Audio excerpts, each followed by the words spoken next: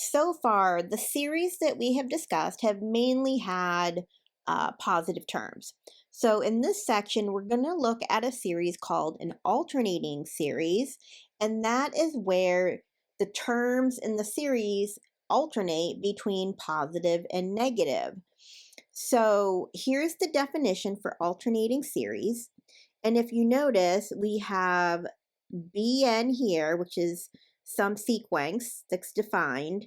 And then we have either -1 to the power of n plus 1 as a factor, or when we look at the other option down here, we have -1 to the power of n as a factor.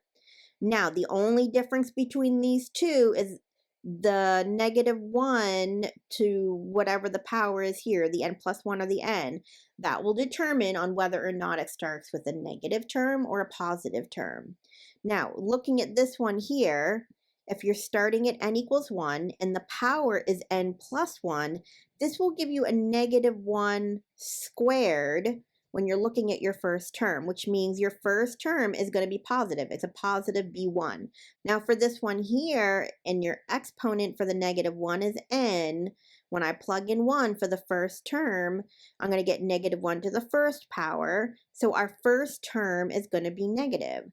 So in this case, my first term is going to be negative, and then it's going to start alternating. Okay, so this one here, if you're starting with 1 and it's raised to the n plus 1, that means it's starting with the positive and then alternating. If it starts at n equals 1 and your factor is -1 to the n, then your first term is going to be negative. All right, now we're going to talk about the alternating series test. And I need to stress that this test only tests for convergence. It doesn't give us any information about whether or not the series diverges. So there's two conditions that need to be met in order to say that the series converges. Need to stress is that if these two conditions are not met, that doesn't necessarily mean that the series diverges. It just means that using this test, there isn't enough information to state whether it converges. So if these two conditions are not met, all we can say is that the test is inconclusive and we need to try another test. Okay, so the two conditions are that the sequence Bn, that's the Bn that doesn't include the factor with the -1, that it's a decreasing sequence and that the limit as n approaches infinity is 0. So we have two examples showing how to use the alternating series test. So this first series is -1 to the power of n plus 1 all divided by n squared. So first identify the Bn sequence. So that means we're talking about the sequence, but without the factor of -1. So basically, you're just looking at the absolute value of this sequence. And the Bn would be 1 over n squared. And the first condition we need to check is that this is a decreasing sequence. So that means that the term Bn plus 1 has got to be less than Bn. So I'm going to replace n with n plus 1, and I get 1 over n plus 1 squared is less than or equal to 1 over n squared. So this is my Bn plus 1 term. This is my nth term. Now, this is most certainly smaller than 1 over n squared, because first of all, I know that n are the whole numbers. And when I plug in whole numbers for n, which means this denominator on the left is going to be bigger than this denominator on the right, which means the whole fraction on the left is going to be smaller than the fraction on the right. So this is going to be a true statement. So we just showed that the first condition is met. Now the second condition is to show that the limit as n goes to infinity of Bn is equal to 0. So our Bn is 1 over n squared, and that certainly goes to 0 because as these numbers downstairs get bigger and bigger and bigger, the whole fraction gets smaller and smaller and smaller. So the second condition is met. Because both of these conditions are met, we can say that by the alternating series test, the series converges. Now, looking at the second example in part B, we have the series of -1 to the power of n plus 1 times n all over n plus 1. So when we go to check the first condition, we want to check that this is going to be a decreasing sequence for Bn. And Bn is n over n plus 1. Because remember, with the Bn, we're just looking at the absolute value, so we ignore the -1 factor. So I want to check to see that every Bn plus 1 is smaller than each Bn. So I'm going to replace n with n plus 1. So here's my n on top gets replaced with n plus 1. My n on the bottom here gets replaced with n plus 1. And so then when we clean it up, we get n plus 2. And we got to check to see if that's less than or equal to n over n plus 1. Now, after doing some algebra manipulation, some cross multiplication, we find that n squared plus 2n plus 1 is less than or equal to n squared plus 2n, which is a false statement. N squared plus 2n plus 1 is certainly bigger than n squared plus 2n because you're adding 1 to it. So this is going to be a false statement. Now, because this is false doesn't necessarily mean that this series diverges. It just means that we don't have enough information using this test to say that it converges. All we can say that it's inconclusive, and we can go on and try a different test. In this next theorem, we're going to talk about the remainder of alternating series. Now, if you have some alternating series and you have shown or you know that it converges, then we're going to call S the sum of the series, and Sn is going to be the partial sum, the nth partial sum. Then we have the remainder. If we take the full sum and we subtract the partial sum, what's left over is going to be called the remainder.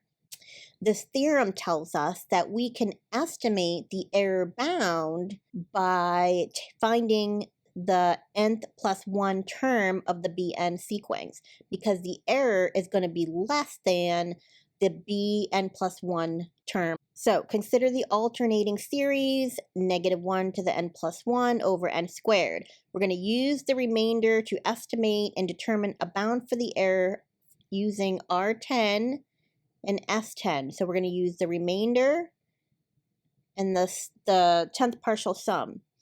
Now, according to the theorem, we can estimate the error bound using the n plus 1 term of the Bn sequence, because the error is going to be less than that. The Bn sequence is 1 over n squared. Since we're using the 10th partial sum, our capital N is going to be 10, which means we're going to be looking at the 11th term in the sequence. So I'm going to plug in 11 for n. I'm going to get 1 over 11 squared, which is 1 over 121. And when we approximate that as a decimal, we get 0.008265. So this is going to be approximately the error bound using that remainder theorem for alternating series. So now we're going to talk about absolute and conditional convergence. And basically there are two ways that a series can converge. One way is that the terms in the sequence gets really, really small, really, really fast. So when you add them all up, the sum remains finite. And that is what we call absolute convergence. Now, when you have conditional convergence, that's the case where you have a series that have mixed signs in there. So you have some positives and some negatives, and you have a lot of cancellation because of the negative numbers, and that keeps the sum finite. That is called conditional convergence. If a series converges absolutely, then, and we take the absolute value of all the terms and we add them up, and it converges, then it's absolutely convergent. In other words, we're not relying on those negative values to cancel enough of the values out of there for it to converge. Okay? So if you take the absolute value of all the terms and the series still converges, that's called absolute convergence. And it's a much stronger statement to say that something converges absolutely versus just conditionally. Now, a series AN is conditionally convergent if the series is convergent, but the absolute value of the series, okay, if that diverges. In other words, this situation here is when there's enough negative terms in that sequence to cancel stuff out to keep the sum finite. But as soon as you start taking the absolute value of those terms and adding them up, it diverges. So this series right here, when it's conditionally convergent, is basically saying it's relying on those negative values to cancel stuff out to keep the sum finite. So absolute convergence doesn't rely on those negative numbers to cancel stuff out to keep the sum finite. Now, if you have absolute convergence, we know for sure that the series without the absolute values, that's going to converge.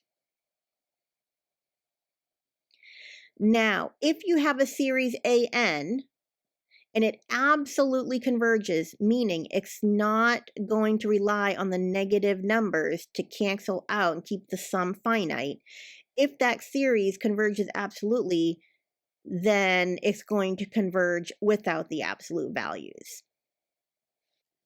Now, in the next couple examples, we're going to go through and show whether the series converges absolutely or conditionally, or if it diverges. Now, the approach that I like to take is I check for absolute convergence first, because if it converges absolutely, then I don't have to take any more steps because of the previous theorem that we just talked about. If the series converges absolutely, then the series converges. So what I'm going to do is I'm going to first look at the absolute value of this sequence. So we get 1 over 3n plus 1. Now, if I want to see if that series converges absolutely, I'm going to check to see if this series converges. And I'm going to do that by going back and using the limit comparison test.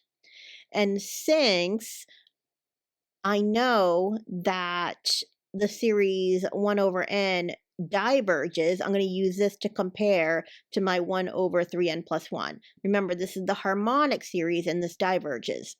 I'm going to take 1 over 3n plus 1 and I'm going to divide it by 1 over n and find the limit.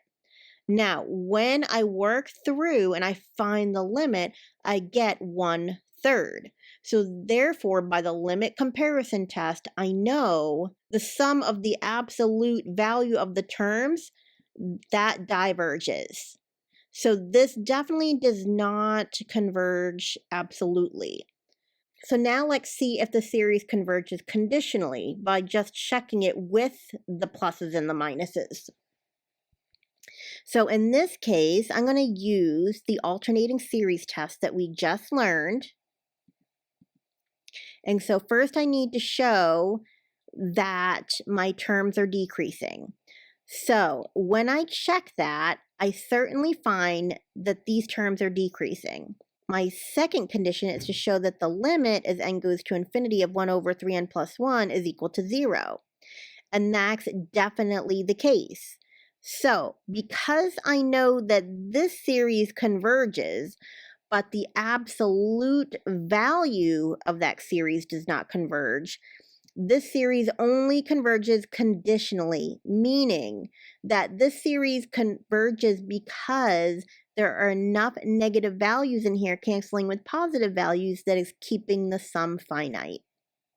All right, looking at the second example, or the second part in this example, we are going to try to determine if the sequence converges absolutely, conditionally, or if it diverges. Now, I'm going to compare this series to 1 over n squared because of this n squared down here.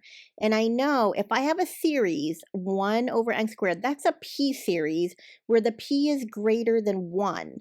So I know that this is going to converge. And I'm not using the limit comparison test. I'm using just the comparison test here.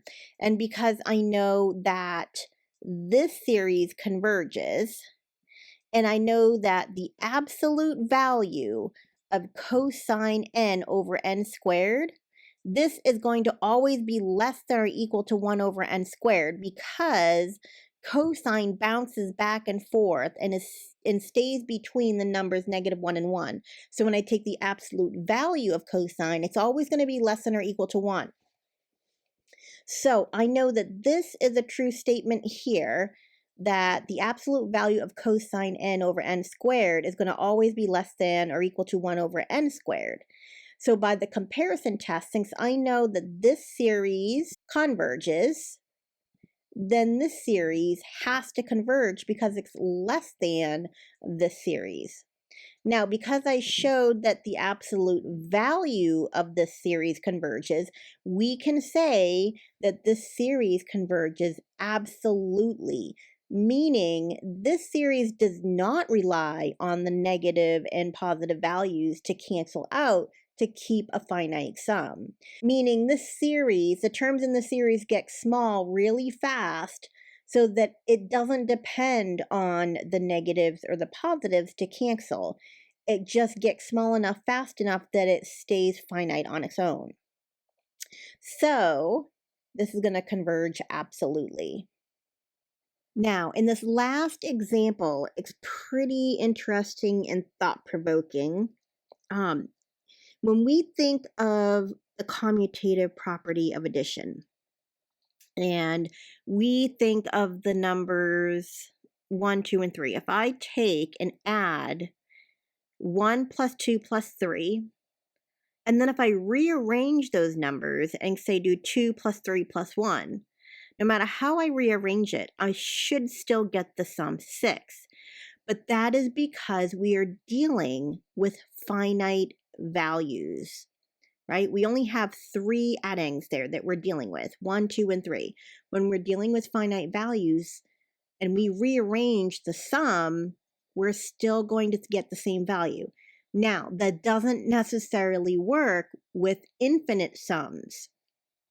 So, if I take the alternating harmonic series, okay, the alternating harmonic series is just the harmonic series where I start with the positive and I alternate pluses and minuses. So here's my alternating harmonic series. It has been shown that the answer to that, when I add all that up, is the natural log of 2. That's what this is equivalent to. Now, if I rearrange this sequence in a different order, I'm going to get a completely different sum. If I take and divide both sides of this by 2, I take half of this, I divide all of these terms by 2, and then I take the natural log of 2 and divide by 2. Okay, I'm going to get 1/2 the sum. So that's going to give me 1/2 the natural log of 2. Now, when I divide all of these terms by 2, I'm basically just multiplying the denominator by 2, and I get these values. Now, what I did is I inserted here zeros as like placeholders. That shouldn't affect the value of the sum because I'm adding in 0. So now I have this new sequence, 0 plus 1/2 plus 0 minus 1/4 plus 0 plus 1/6 plus 0 minus 1/8, and that's equal to half the natural log of 2, or half of this series an. Now, both an and bn converge. So, because I know both of these converge, I can use the laws for series and add them together. And then I could add them together by adding each series separately.